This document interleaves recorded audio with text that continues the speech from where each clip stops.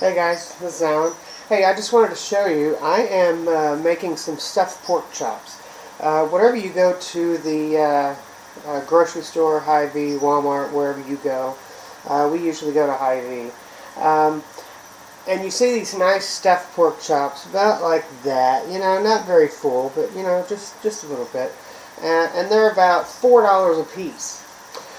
So Donnie and I went shopping and we found some boneless chops, and they're thick, and they were two of them for $3.28. Now they are not stuffed, but if you have all the ingredients that you need, that means that your steak was about $1.40, maybe $1.30 a piece. Now this is what I did. Okay, now remember I said our stuffed pork chops that you buy at the store are probably about, you know, about that thick, maybe an inch thick, who knows. Well, what I did was I stuffed my pork chop. Look at that. You can stuff your own, and it's so much cheaper, and you can stuff it as thick as you want without having to pay that extra money for someone to cut open the pork chop and stuff it for you. So, what you can do is, what I do is I save all my old bread, and I make my own breadcrumbs right here. Now you can also use store-bought stuffing mix like Stovetop or something like that, but I like to make everything homemade because I know what's in it. Every time you look on the back of something, it has hydrogenated oil and all this other crap, and I just want the basics. I want flour, sugar, water, eggs, whatever it is, because whatever we're putting in our bodies, it's causing weird crap. Cancer and all this other stuff. Who knows? You know, the pesticides that the farmers use, a lot of times, you know, they don't rinse their food off whenever they go through the conveyor belt. Don't listen to what the FDA says. You know, I mean, that's our government. What are they doing for us right now? Nothing. You know, they're just making us deeper in the hole. So, anyway, what we're going to do is we're going to take our steak. As you can see, it's a pretty good thick steak. I do like the fat because the fat does give a lot of flavor. What you're going to do is you're going to take your steak and you're going to find out where your center is. And once you do that, just make a small incision like that. Once you make that incision, then you're just going to score it until you get it as deep as you want.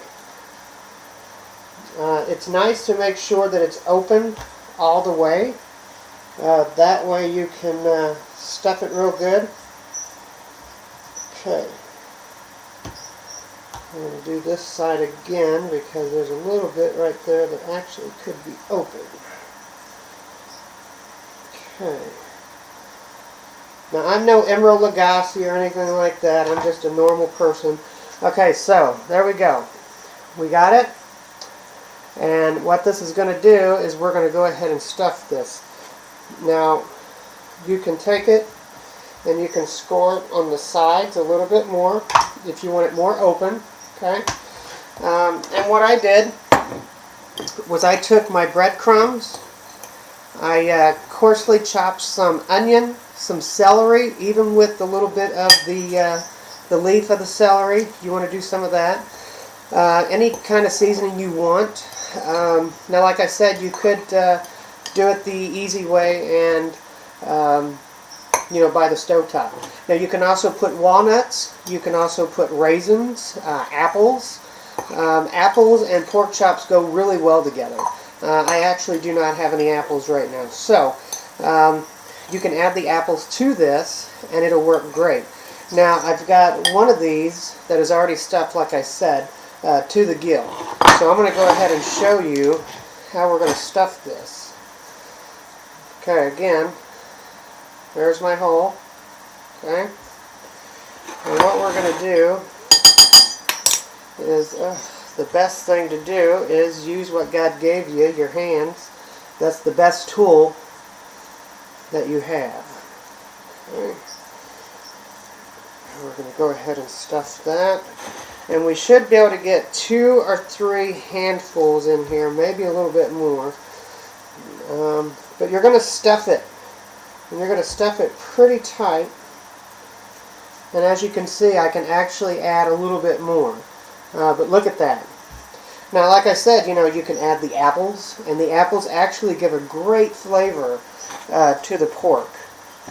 And the apples that I would use is if you wanted to, if you were only going to make 2 of these, I would use a half of a Red Delicious and half of a Granny Smith. The 2 actually taste a little bit different, even though they are apples. They are 2 different varieties. Okay, now we're going to use everything that is in this bowl. So you actually thought that this was going to be a lot, but no. Okay. So now that we have this done, look at that. Look at that. Now this right here, if you were to buy this one at the store, you're going to be paying about $7 or $8. Okay, but right now, everything I had here was free except for the steaks, which were $3.28. So this is a great savings. Now, one thing that you can do is, let me clean all this off real fast, and I'll show you. One of the things that I like to do, again, I am not that big. That is the shirt. See? Hey. Okay. So we're done with all of this.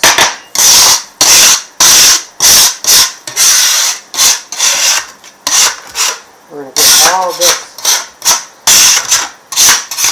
off the counter. I'll just move that over there. This over here. Okay. Now, one of the things that you can do with these is you can actually take some of your, I saved a lot of my aluminum foil. Why throw it away if it's not nasty? Okay, so what you're going to do is you're going to cook this at 350, 375, depending on your oven. What you're going to do is you're going to take your nifty little thermometer here, right here, as you can see, and it tells you what the temperature should be for pork. Now, pork should always be fully cooked. So we're looking at pork is going to be at 180 degrees. 178, 180 degrees. Okay? So you want to make sure that you put this in during the, probably halfway through the cooking process to find out where you are. And whenever you are during the halfway cooking process, you take some of this aluminum foil and you're just going to cover each one of these, okay?